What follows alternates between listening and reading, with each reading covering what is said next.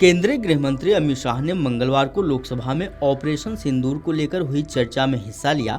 शाह ने इस दौरान सदन को जम्मू कश्मीर में चलाए गए ऑपरेशन महादेव की भी जानकारी दी। गृह मंत्री ने बताया कि कैसे भारत के सुरक्षा बलों ने 3 महीने तक लगातार पहलगाम हमले के जिम्मेदार आतंकियों की खोज की और सोमवार 28 जुलाई को आखिरकार इन पाकिस्तानी दहशतगर्दों को मार गिराया। इस दौरान गृह मंत्री ने पहलगाम हमले के बाद से लेकर ऑपरेशन महादेव तक की पूरी टाइमिंग का जिक्र किया। इसके साथ ही यह भी बताया कि भारतीय सुरक्षा बलों ने आखिरकार पहलगाम आतंकी हमले में शामिल तीनों दहशतगर्दों को ढेर कर दिया। अमित शाह ने बताया कि जिस दिन पहलगाम हमला हुआ उसी रात को एक सुरक्षा मीटिंग हुई थी। उन्होंने कहा कि 1 बजे हमला हुआ और मैं 5:30 बजे श्रीनगर उतर चुका था। 23 अप्रैल को एक सुरक्षा मीटिंग की गई। सभी सुरक्षा बल के अहम अंग उसमें मौजूद थे। इस मीटिंग में फैसला हुआ कि जो नृशंस हत्यारे हैं वो देश छोड़कर पाकिस्तान भाग न पाएं। इसकी हमने पुख्ता व्यवस्था की और भागने नहीं दिया।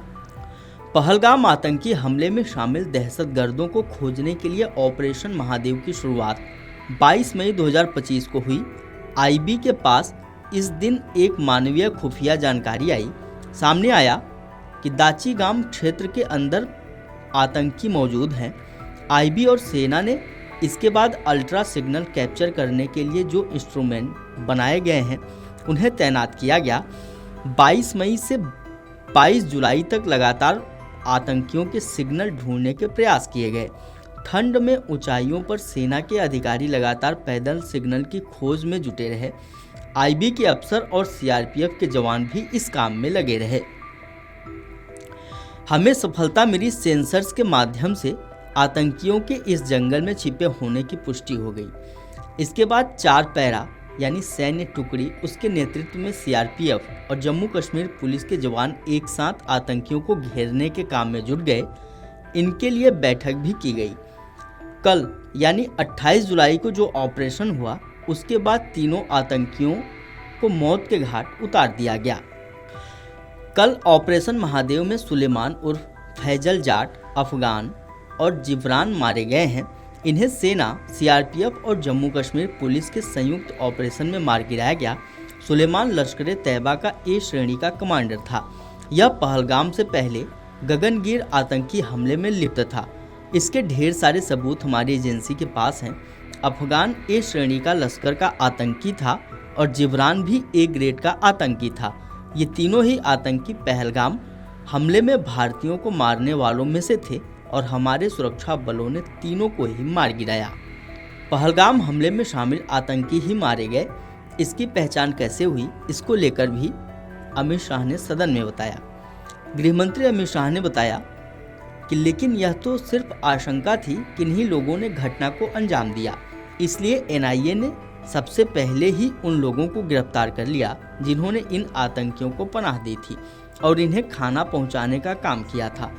तो जब आतंकियों के शव श्रीनगर आए, इनसे पहचान कराई गई।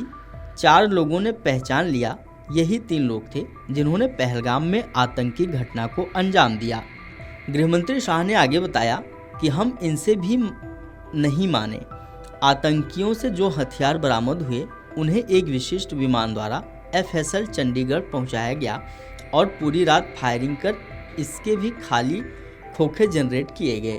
2 खोखों का मिलान किया गया। राइफल की नली और निकले हुए खोखों का भी मिलान किया गया। तब यह तय हो गया कि इन्हीं 3 राइफलों से हमारे निर्दोष नागरिक मारे गए थे। गृहमंत्री ने बताया कि बैलिस्टिक रिपोर्ट्स मेरे पास हैं। 6 वैज्ञानिकों ने इसे क्रॉस चेक किया है। सुबह 4 बजे 6 वैज्ञानिकों ने मुझे वीडियो कॉल पर कहा कि यह वही गोलियां हैं जो पहलगाम में चलाई गईं।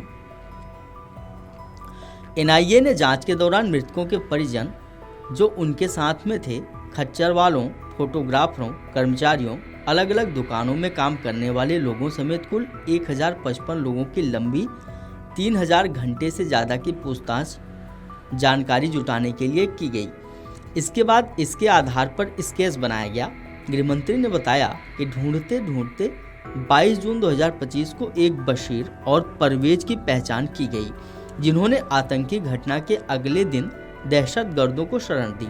दोनों अपराधियों ने खुलासा किया कि 21 अप्रैल 2025 की रात को 3 आतंकवादी वायसरन से 2 किलोमीटर दूर उनकी शरण में आए थे। इनके पास AK-47 और M9 कार्बाइन थी। गिरफ्तार पनाह देने वालों ने बताया कि आतंकियों ने काली पोशाक पहनी थी। वे खाना खाने के बाद काफ़ी सारा भोजन और मिर्च मसाले लेकर चले गए। जांच में सामने आया कि तीनों ही पाकिस्तानी आतंकी थे।